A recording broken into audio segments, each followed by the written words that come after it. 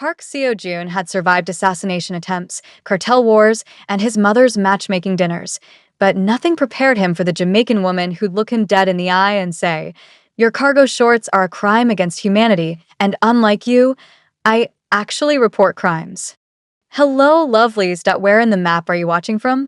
The thing about running a criminal empire, Seo-joon reflected as sweat dripped down his spine in the Montego Bay humidity, was that nobody warned you about the indignities. He'd faced down Yakuza lieutenants without flinching, negotiated arms deals worth 9 figures while sipping single malt scotch.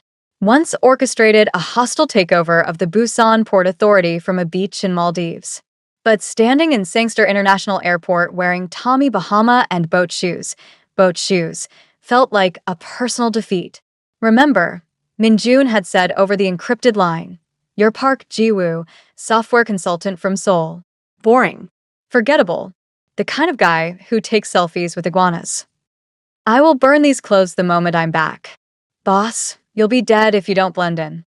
Young-ho sang like he was auditioning for K-pop. Interpol knows you're somewhere in the Caribbean. Play tourist for 1 week. Let me clean up this mess. 1 week. 7 days of pretending he didn't know 17 ways to kill a man with airport gift shop items. The arrivals area smelled like rum, coconut oil, and reggae music made physical. Seo-joon scanned the crowd with the practiced eye of someone who'd survived 3 assassination attempts before his 25th birthday. Families reuniting. Taxi drivers holding signs. Spring breakers already drunk at 2 p.m. Then he saw her. She stood beside a jeep that looked like it had survived both world wars and a personal vendetta from the Jamaican road system, holding a sign that read, Park, the grumpy one. Amoy Powell was not what he expected. She wore cut-off denim shorts that showed legs that could probably outrun his entire security team, a tank top advertising some bar called Margaritaville, and aviator sunglasses perched in natural curls that defied gravity. Her skin was dark bronze, sun-kissed and glowing, and she was eating a mango with the unself-conscious enjoyment of someone who'd never known danger. More importantly, she looked bored. Like picking up potentially dangerous criminals was just another Tuesday. "Mr. Park." She lowered her sunglasses, revealing eyes that assessed him like livestock at auction. "Wow. You look exactly like the kind of guy who asks if they have sushi in Jamaica." In Seoul, people trembled when he entered rooms. Here, this woman was critiquing his vibe. "Miss Powell, I presume. Just Amoy." She tossed the mango pit in a trash can with perfect accuracy. "And, before you ask, no, we don't have sushi. Yes, we speak English. No, you can't drink the tap water if your stomach's as delicate as you look. And those shorts." She made a face like she'd bitten a lemon. War crime. Straight to The Hague. Seo-joon's eye twitched. The last person who mocked him was currently rethinking his life choices in a Seoul hospital, relearning how to use chopsticks with his non-dominant hand. But he needed this woman. Needed her to make him look harmless, forgettable, normal. So, he swallowed his pride like expensive poison. "I was told you were professional." "Oh, I'm very professional." She grabbed his designer luggage, Louis Vuitton, obviously, and tossed it in the Jeep like it was a sack of potatoes. Something inside crunched. Probably his $3,000 laptop. "I professionally make tourists less insufferable. Consider it a public service. Now get in, Mr. Software Consultant. We're burning daylight." The Jeep had no doors. The seats were duct-taped in places. There was a bobblehead hula dancer on the dashboard wearing a Jamaican flag bandana. Seo-joon had traveled in bulletproof Maybachs, private jets, and once, memorably, a nuclear submarine. This felt like a punishment from the universe. Amoy started the engine, which sounded like it was actively dying, and immediately cranked the radio to a volume that violated several international treaties. Dance hall music exploded through speakers held together by prayer and electrical tape. "First stop," she shouted over the bass. "Rick's Cafe. You're gonna jump off a cliff." Absolutely not. IT wasn't a question. She pulled into traffic with the confidence of someone who believed traffic laws were suggestions. A taxi honked. She honked back, yelling something in patois that made the other driver laugh and wave. Seo-joon gripped the Jeep's frame, where a door should have been, and wondered if this was how he'd die. Not in a shootout or political assassination, but in a traffic accident caused by a woman who drove like she was personally racing against time itself. They flew past resorts, jerk chicken stands, and beaches so perfect they looked photoshopped. The ocean stretched impossibly blue beside them, and despite everything, the danger, the humiliation, the cargo shorts, something in his chest loosened. So, Amoy said, finally turning the music down to merely deafening. Software consultant, huh? What kind of software? Security systems. The lie came smooth as silk. Corporate infrastructure, mainly. She didn't sound convinced. And you need a vacation so bad you came to Jamaica alone? No wife, girlfriend, mistress? I don't have, he stopped. Why would I have a mistress? Baby. She shot him a look that was pure mischief. You're wearing a watch that costs more than my Jeep. You've got trust issues written all over your face, and you flinched when that taxi honked. You're either running from something or running to something. Either way. She grinned, wild and free. You picked the right island. Seo Jun's mind raced through calculations. How much did she know? Danny had supposedly vouched for her discretion, but Danny was also currently nursing broken ribs for gambling away syndicate money. This woman was too perceptive, too comfortable calling him out. Dangerous. But when she smiled, really smiled, sunshine and audacity, he found himself smiling back. Absolutely. Fucking. Dangerous. Tell me, Amoy Powell, he said, letting his accent soften the words. Do all your clients survive your tours? Only the fun ones. She winked. The boring ones I feed to the iguanas. Despite himself, despite everything, Park Seo-jun laughed. Actually laughed, bright and genuine, for the first time in months. He was so completely screwed. Where in the world are you watching from? Rick's cafe perched on Negril's cliffs like a dare from the universe. Tourists lined the rocks, watching Diverse plunge 40 feet into turquoise water while reggae pulsed through speakers and bartenders juggled bottles like circus performers. Seo-jun stood at the edge, looking down at water that suddenly seemed very far away. It's just physics, Amoy said beside him, close enough that he could smell cocoa butter and something floral. You jump, gravity does its thing, water catches you. Simple. I don't jump off cliffs. You flew to a foreign country on 12 hours' notice, wearing that outfit. She gestured at his tourist disguise. You've already made questionable life choices. Might as well commit. A crowd was gathering. Americans with cameras. Europeans with their shirts off. A Jamaican grandmother yelling, "Do it for the gram, baby." This was absurd. He'd infiltrated a triad warehouse in Hong Kong without hesitation, stared down a gun barrel in Moscow, and smiled. But something about this woman, this moment, this ridiculous cliff made his heart pound in a way combat never did. If I die, you won't die. Amoy rolled her eyes. But if it helps. She grabbed his hand, lacing their fingers together. Her palm was warm, calloused, strong. We'll jump together. On 3. His brain short-circuited. They were holding hands. Park Seo-jun, who'd once broken a man's wrist for spilling coffee on his shoes, was holding hands with his tour guide like a teenager at a school dance. 1. Her thumb traced circles on his palm. Was she doing that on purpose? 2. She squeezed his hand, turning to look at him with eyes that sparkled with mischief and something deeper, something that made his stomach flip more than the impending plunge. THR. She jumped early, yanking him over the edge. They fell together, his curse lost to wind and her laughter, fingers still intertwined as gravity claimed them. The ocean rushed up and then they hit. Cold shock, bubbles everywhere, the world gone liquid and blue. When Seo-jun surfaced, gasping, Amoy was already laughing, treading water with her hair slicked back, looking like some kind of sea goddess designed specifically to destroy his composure. You didn't say 3. I lied. She splashed him. That's what you get for being afraid of a little water, Mr. Viper. Everything stopped. The nickname hung between them like a blade. His street name. The one only certain people knew. The one that definitely wasn't in any tourist brochure. His hand shot out, gripping her wrist. Gentle but firm. What did you just call me? Amoy's playfulness evaporated. She met his eyes, and he saw it then. She'd known from the beginning. Relax, software consultant. Danny talks when he drinks. And he drinks a lot when he owes scary Korean men money. How much do you know? Enough to know you're not here for the jerk chicken. She didn't pull away from his grip.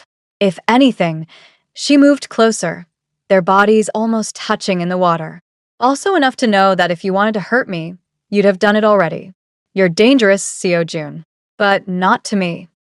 The certainty in her voice did something catastrophic to his carefully constructed walls. You should run, he said quietly. Right now. Swim to shore, get in your jeep, and forget you ever met me. Should I? She tilted her head, studying him like he was a puzzle she wanted to solve. Because here's what I know about you so far. You're afraid of jerk chicken. You're surprisingly funny when you're not brooding. You held my hand like it was precious during that jump, and her voice softened. And you look at me like I'm the most dangerous thing you've ever encountered. You are. The confession escaped before he could stop it. Amoy's breath caught. They were so close now, bobbing in the waves, the noise of the cafe fading into background static. Her free hand came up to rest on his chest, right over his racing heart. This is crazy, she whispered. Completely insane, he agreed. We've known each other for 6 hours. 5.5. You're a literal criminal. Yes. I should absolutely, he kissed her. Or she kissed him. Later, neither could agree on who moved first. All Seo Jun knew was that her lips tasted like mango and sea salt, and every reckless decision he'd never let himself make. She made a small sound against his mouth, surprise or pleasure or both, and then her fingers were tangling in his wet hair, pulling him closer like she wanted to crawl inside his ribcage and make a home there. The water lapped around them, warm and gentle, as Park Seo Jun, the Viper, feared across 3 continents, completely surrendered to a Jamaican tour guide with a beat-up Jeep and 0 sense of self-preservation. When they finally broke apart, both breathing hard, Amoy pressed her forehead to his. So, she said, slightly dazed. That happened. That should not have happened, but it did. She bit her lip, and he wanted to kiss her again. Wanted it so badly, his chest ached. Now what? Now what? Now, his carefully planned escape was complicated by a woman who made him feel like maybe, just maybe, he could be someone different. Someone who jumped off cliffs and laughed in the sunshine and didn't wake up every morning calculating threats. Now, he said, tucking a wet curl behind her ear, you take me to get that jerk chicken. And this time, I promise not to embarrass myself. Her smile could have powered the entire island. Baby, you're gonna embarrass yourself. That's half the fun. She wasn't wrong. 2 hours later at a roadside stand, Seo Jun stood with tears streaming down his face, his mouth on fire, while Amoy laughed so hard she could barely stand. I said medium spice. That is medium. She handed him another red stripe. Welcome to Jamaica, Mr. Park, where even our grandmothers eat spicier food than this.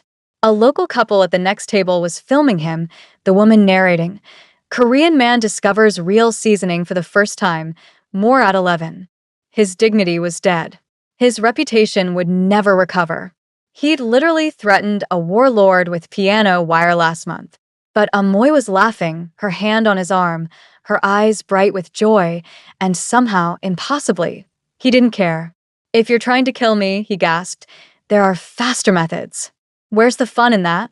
She leaned in, wiping beer foam from his lip with her thumb. The gesture was casual, intimate, and it sent electricity straight through his nervous system. Besides, I'm starting to like having you around, even if you are a criminal with the spice tolerance of a newborn.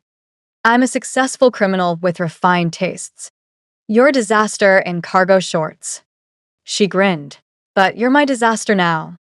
The possessiveness in her voice made his heart stutter. Somewhere in Seoul, Minjun was probably having an aneurysm trying to contain the fallout from Young-ho's arrest. Interpol was likely closing in. His entire carefully constructed empire was one wrong move from collapse. But in this moment, with Jamaican sunset painting the sky in colors he didn't have names for, and Amoy Powell looking at him like he was worth the risk, Park Seo Jun decided that maybe, just maybe, Some disasters were worth embracing. Day 2 started with Seo Jun waking up to 17 missed calls from Min Jun and a text from Amoy that simply read, "Wear swimming trunks and sunscreen. You're pale, ass will fry like plantain." He smiled at his phone like an idiot.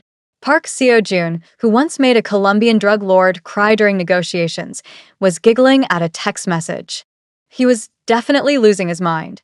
Dunn's River Falls was crowded with tourists forming human chains to climb the cascading rocks. Amoy stood in the shallow pool wearing a bright yellow bikini that should have been illegal, her curls piled on top of her head, looking like trouble wrapped in sunshine. "Stop staring, creep," she called out, catching him red-handed. "I'm not." He was absolutely staring. "I'm assessing the terrain." "The terrain." She laughed, wading toward him with a sway in her hips that was definitely intentional. "Is that what we're calling my ass now?" His brain malfunctioned. "In 3 languages. That's not. You're impossible. And you're blushing." She pressed a finger to his chest, right over his heart. Even through his rash guard, her touch burned. "Look at that." The big bad mafia boss goes all soft over a little flirting. Little? He caught her wrist, pulling her closer. They were chest to chest now, water swirling around their legs. "You're relentless." "You like it." God help him, he did. He liked everything about her. The way she laughed with her whole body, how she argued about everything from music to politics to the correct way to eat ackee. How she looked at him like he was just a man, not a monster. "Come on, Grumpy." She laced their fingers together, leading him toward the falls. "Let's climb." The rocks were slippery, water rushing over limestone in a continuous cascade. Amoy moved like she'd done this 1,000 times, sure-footed and fearless. When Seo-jun slipped on moss, she caught him, strong hands on his waist. "Careful, software consultant. Can't have you breaking that pretty face." "You think I'm pretty? I think you're a menace who's distracting me from my job." But she was smiling, that megawatt smile that made his chest tight. They found a small alcove behind a waterfall curtain, the world reduced to rushing water and filtered sunlight. Private, intimate, dangerous in entirely new ways. "Amoy." She kissed him before he could finish, pressing him against smooth rock, her body flush against his. This kiss was different from yesterday's spontaneous plunge, deeper, hungrier, deliberate. Her hands slid up his chest, over his shoulders, into his hair, and Seo-jun forgot how to breathe. He'd kissed plenty of women. Models, heiresses, the daughter of a Tokyo Yakuza boss in what was definitely a political move. But nothing, nothing, compared to Amoy Powell kissing him like she wanted to memorize the taste of him, like she was claiming him, like she was falling just as hard and fast as he was. When they broke apart, both gasping, her pupils were blown wide. "This is insane," she breathed against his mouth. "You said that yesterday." "It's still true." Her fingers traced the tattoo peeking from his shoulder, a dragon wrapped in lotus flowers. "What does it mean?" "Beauty in violence." The answer came automatic, honest. "My father's philosophy. Every monster can create something beautiful." "You're not a monster, Seo-jun. You don't know what I've done." "I know what you're doing right now." She pressed her palm over his thundering heart. "You're here. With me. Being honest. Being real. That counts for something." He wanted to believe her. God. He wanted to believe that 3 days with this incredible woman could somehow balance years of bloodshed and brutality. His phone buzzed in the waterproof bag at his hip. Reality calling. Amoy must have seen something in his face because she stepped back, giving him space. "Answer it. I'll be over there, pretending I'm not eavesdropping." The message from Min Jun made his blood run cold. Asterisk, Jung-ho talked about the tour guide. "They know she's helping you. Get her out of there. Now." Asterisk, no. Not her. Anyone but her. A second text followed. Asterisk, Jamaican police coordinating with Interpol. They're watching her apartment, her family. She's leverage now. Boss, you need to disappear. Alone. Asterisk, Seo-jun looked up to find Amoy watching him, her smile fading as she read his expression. What's wrong? Everything. Everything was wrong. He'd been so caught up in stolen kisses and her laughter that he'd forgotten the fundamental rule. Everyone close to him became a target. We need to talk. Her face went carefully neutral. That's never good. They sat on a flat rock, water rushing past their feet. Tourists laughed somewhere in the distance, oblivious to the world crashing down around them. They know about you, he said quietly. The people looking for me, they know you're helping me, which means you're in danger. Real danger. Define real danger. The kind where men with badges ask very pointed questions. Where your family gets watched. Where helping me could mean jail time or worse. He forced himself to meet her eyes. I should have left yesterday. Should have never let this, he gestured between them, happen. But you did. Her voice was steady, but he could see her pulse racing at her throat. And I'm not some delicate flower who needs protecting, Seo Jun. I knew the risk.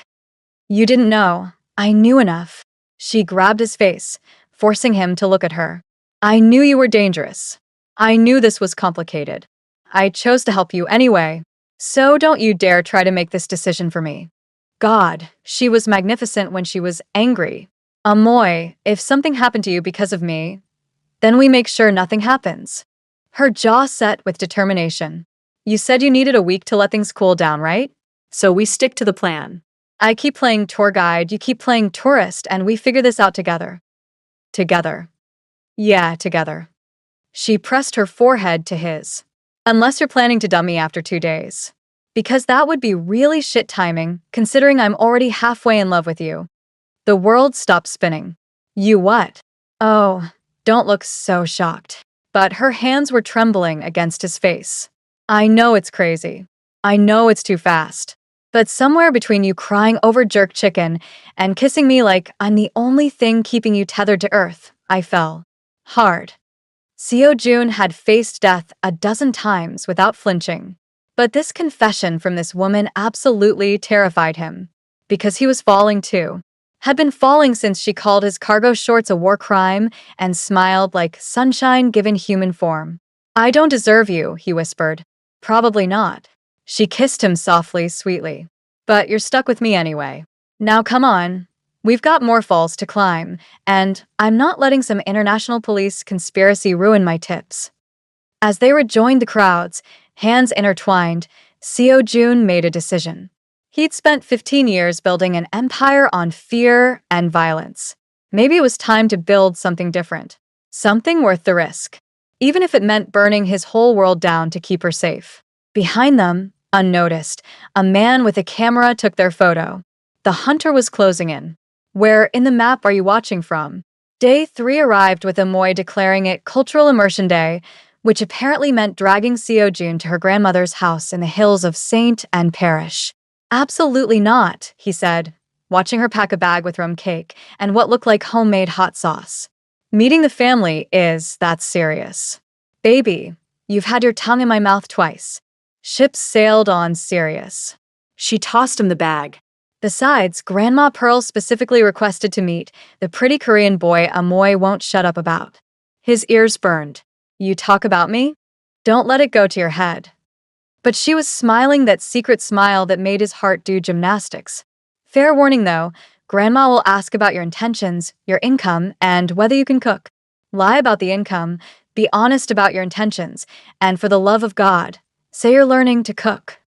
What are my intentions? Amoy stopped packing, turning to face him with an expression that was half vulnerable, half daring. I don't know, Seo Jun. What are they? The question hung between them like a loaded gun. 24 hours ago, his intention was survival. Now he was thinking about things he had no right to think about, like how her laugh sounded in the morning, whether she'd look this beautiful in Seoul's winter snow, if maybe, impossibly, there was a version of his life where he got to keep her. My intentions, he said carefully, stepping closer, are to take this one day at a time and try very hard not to fuck it up. Romantic. But she was beaming. Good enough. Let's go before Grandma sends a search party. The drive into the mountains was terrifying. Amoy's Jeep groaned up narrow roads with drops that made Dunn's River Falls look like a kiddie pool. Chickens scattered as they passed. Children waved from roadside. The whole island smelled like rain and flowers and freedom. Grandma Pearl's house was painted sunshine yellow with a garden that looked like Eden had exploded. The woman herself stood on the porch, 4'11" of compressed authority in a floral dress, hands on hips. So, this is the man making my grandbaby act foolish? Seo Jun had negotiated with warlords. This 78-year-old woman was infinitely more intimidating. Yes, ma'am. Park Seo Jun. He bowed, proper and respectful. Grandma Pearl's eyes narrowed. He's polite. That's suspicious. Pretty boys are usually rude. Grandma. Amoy laughed, mortified. What? I'm old. I can say what I want. But she was smiling now, stepping forward to pat Seo Jun's cheek. You treat my granddaughter right, Korean boy, or I'll put Obia on your bloodline. Understand?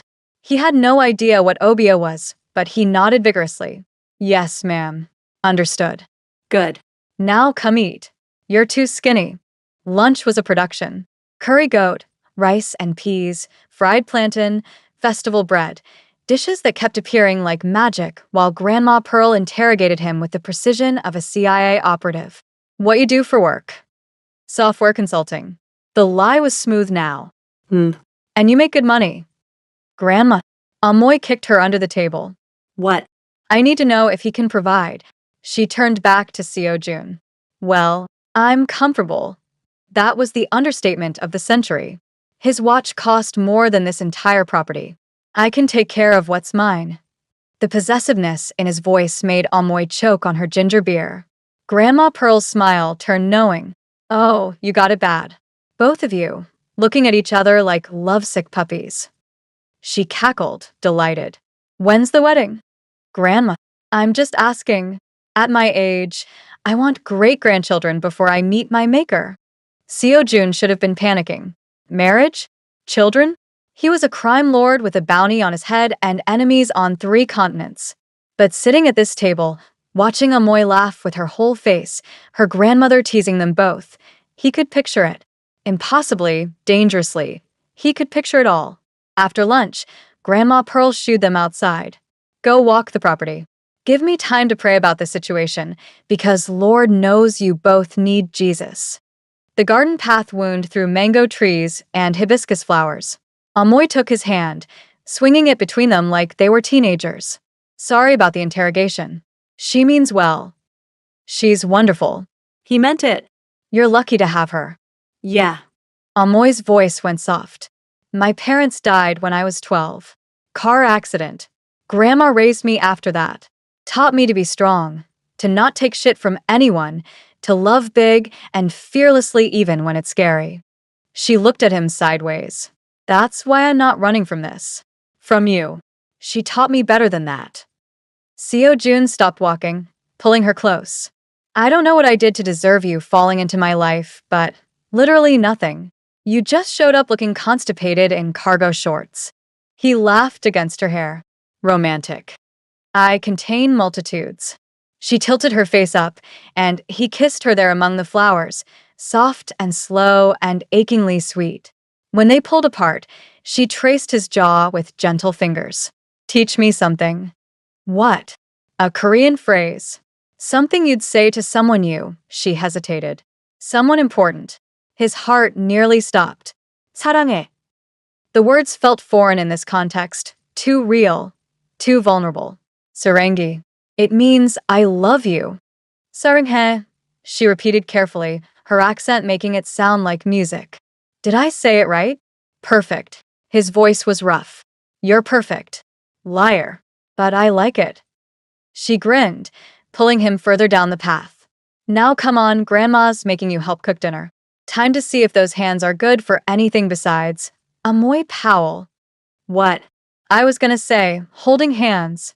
But her eyes were sparkling with mischief and heat and promises that made his blood run hot. Cooking lesson turned into disaster. Seo Jun, who could field strip a weapon blindfolded, could not peel a plantain without it looking like a crime scene. You're murdering it. Amoy laughed, her hands covering his, guiding the knife. Gentle. Like this. She was pressed against his back, her breath warm on his neck, and Seo Jun completely forgot what they were doing. This is a terrible idea, he murmured. The plantain or us? Both. Definitely both. He turned in her arms, knife forgotten. But I can't seem to stop. Then don't. She kissed him, deep and slow, tasting like ginger and promise and everything good he'd never let himself want. Grandma Pearl's voice cut through the moment. If you're gonna do that, take it outside. I need my kitchen for actual cooking. They broke apart, both blushing like caught teenagers. I like her, Seo Jun whispered. She likes you too. God help us both. Amoy grabbed his hand. Come on, pretty boy. Let's go scandalize the chickens instead. As the sun set over the mountains, painting everything gold and purple and impossibly beautiful, Seo Jun let himself imagine it. A life where he wasn't the viper. Where he was just a man who loved a woman who made him laugh and challenged him and saw something worth saving beneath the monster. His phone buzzed. Another message from Minjun. Asterisk, timeline moved up. They're coming for you both tomorrow. Get out now. Asterisk tomorrow. He had until tomorrow to figure out how to save the first good thing he'd found in 15 years. He looked at Amoy, laughing at something her grandmother said, golden in the dying light. Tomorrow, he'd face reality. Tonight, he'd let himself pretend they had forever. The luminous lagoon glowed like captured starlight, bioluminescent microorganisms turning every movement into liquid magic. Seo Jun had insisted on this, one perfect night before everything fell apart. It's beautiful, Amoy whispered, floating on her back, her body outlined in ethereal blue-green light. I've lived here my whole life, and it still takes my breath away. Not as beautiful as you. She flipped upright, water cascading off her shoulders, creating galaxies around them. You're laying it on thick tonight, Mr. Park. What's wrong? Everything. The Interpol raid was scheduled for dawn.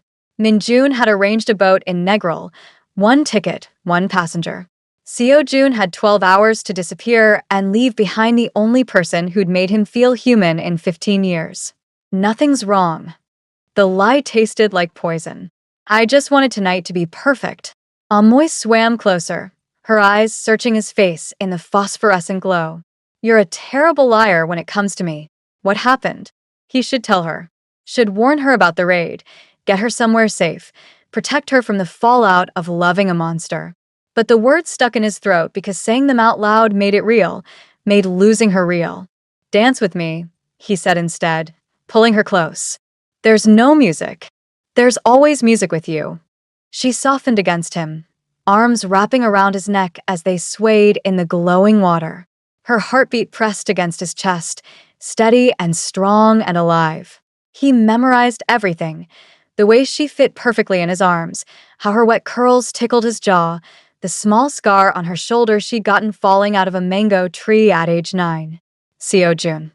Her voice was careful, afraid. You're saying goodbye, aren't you? His silence was answer enough. She pulled back, and the devastation in her eyes nearly broke him. When? Tonight. There's a boat leaving Negril at midnight. I have to be on it. We have to be on it. No, the word came out harsh, desperate. You have a life here. Your grandmother, your work, your home. I won't let you throw that away for what? For you. Angry tears mixed with lagoon water on her cheeks. You don't get to decide that. You don't get to make me fall in love with you and then disappear like you never existed. I'm trying to protect you. I don't want protection. Her voice cracked, raw and furious. I want you, the real you. The man who cried over jerk chicken and kissed me like I was oxygen and told my grandmother his intentions were to not fuck this up. She was sobbing now, her hands fisted in his shirt. You promised, Seo Jun. You promised you wouldn't break my heart. He was breaking, shattering into pieces in this glowing water, while the only woman he'd ever loved fell apart in his arms. Come with me then. The words escaped before he could stop them. Leave everything. Tonight. Right now. We'll figure it out together, just like you said. You know I can't. Fresh tears streamed down her face. Grandma Pearl needs me. She's got diabetes, high blood pressure. I'm all she has left. I can't just abandon her. And I can't stay. His own eyes were burning now. Amoy, if I stay, they'll use you against me. They'll hurt you to get to me. I've seen it happen. Good people destroyed because they loved the wrong person. I won't do that to you. I can't. She pressed her forehead to his, both of them crying, both of them drowning in impossible choices. This isn't fair, she whispered. I know. 3 days. We got 3 perfect days and now I have to let you go. He kissed her then, tasting salt and sorrow and everything they'd never get to be. But I need you to know, these 3 days? Best of my life. You made me remember what it feels like to be human, to be good. I'll carry that with me forever. Forever's not enough. Her voice broke completely. I need more time. I need years, decades, a whole lifetime of you being annoying about spicy food and looking at me like I hung the moon. The words came out broken. I love you, Amoy Powell. I love you so much it's killing me to leave. Then don't. She grabbed his face desperately. We'll find another way. We'll. Lights flashed on the shore. Voices shouting. The unmistakable sound of car doors slamming. They'd found him early. Park SEO June. Jamaican police.